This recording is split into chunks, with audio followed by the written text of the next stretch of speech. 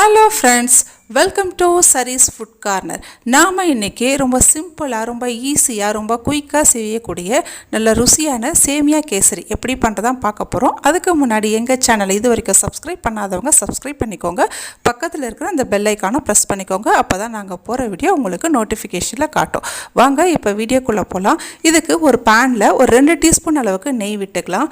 நெய் சூடானதும் கொஞ்சமாக முந்திரி சேர்த்துக்கலாம்.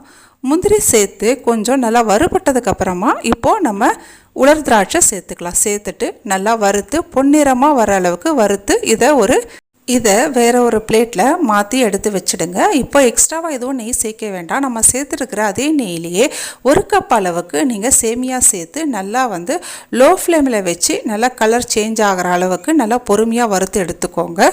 கைவிடாமல் வறுத்து எடுத்துக்கோங்க.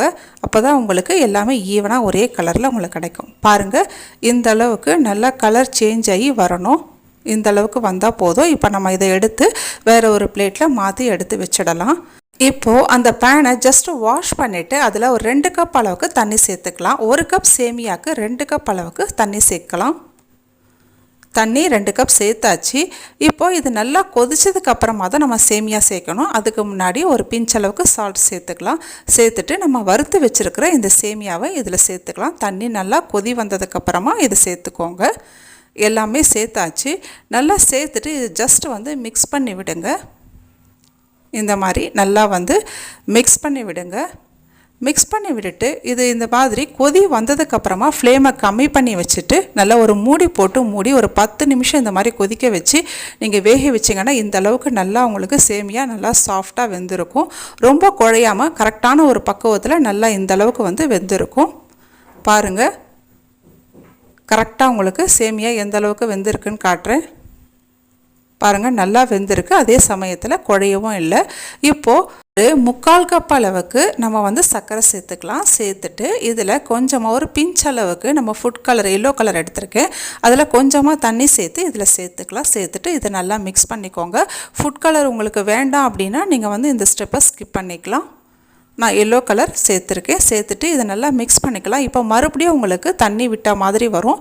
அது மறுபடியும் உங்களுக்கு நல்லா கொஞ்சம் கட்டியாகிற அளவுக்கு நீங்கள் ஃப்ளேமை கம்மியாக வச்சு வேக வைங்க. பாருங்கள், இப்போ நல்லா அந்த தண்ணியெல்லாம் சுகரோட அந்த இதெல்லாம் தண்ணி வற்றி நல்லா கரெக்டான பக்குவத்துக்கு வந்துருச்சு. இப்போது கொஞ்சமாக ஏலக்காய் பொடி சேர்த்துக்கலாம் வாசனைக்காக. சேர்த்துட்டு நம்ம வறுத்து வச்சுருக்கிற அந்த முந்திரி திராட்சை எல்லாமே இதில் சேர்த்துடலாம். சேர்த்துட்டு இதை நாங்கள் ஜஸ்ட் மிக்ஸ் பண்ணி விட்டுடுங்க. ஆல்மோஸ்ட் இது நல்லா ரெடி ஆகிடுச்சு. ஜஸ்ட்டு ஒரு நிமிஷம் அளவுக்கு நல்லா மிக்ஸ் பண்ணிவிட்டு நம்ம ஸ்டவ் ஆஃப் பண்ணிட வேண்டியது தான். நல்லா ரெடி ஆகிடுச்சு. அவ்வளோதான். ரொம்ப ஈஸியாக ரொம்ப குயிக்காக செஞ்சிடலாம். எப்போயாவது ஸ்வீட் சாப்பிடணும் போல் இருந்தால் கூட இந்த மாதிரி ரொம்ப ஈஸியாக சிம்பிளாக வீட்டிலே நம்ம செஞ்சு சாப்பிடலாம். அவ்வளோதான், ரெடி ஆகிடுச்சு. ஸ்டவ் ஆஃப் பண்ணி ஆகிடுச்சு. நல்ல ஒரு சூப்பரான சேமியா கேசரி ரொம்ப சீக்கிரமாக ரெடி பண்ணிட்டோம். இதே மாதிரி நீங்களும் உங்கள் வீட்டில் ட்ரை பண்ணி பாருங்கள். ட்ரை பண்ணி பார்த்துட்டு எப்படி இருக்குன்னு எனக்கு மறக்காமல் கமெண்ட்டில் ஷேர் பண்ணுங்கள். இந்த வீடியோ உங்களுக்கு பிடிச்சிருந்தால் எங்கள் சேனலை நீங்கள் மறக்காமல் லைக் பண்ணுங்கள், ஷேர் பண்ணுங்கள், சப்ஸ்கிரைப் பண்ணுங்கள். பக்கத்தில் இருக்கிற ஐகானும் ப்ரெஸ் பண்ணிக்கோங்க. இதே மாதிரி வேற ஒரு வீடியோவில் உங்களை பார்க்குறேன். நன்றி, வணக்கம்.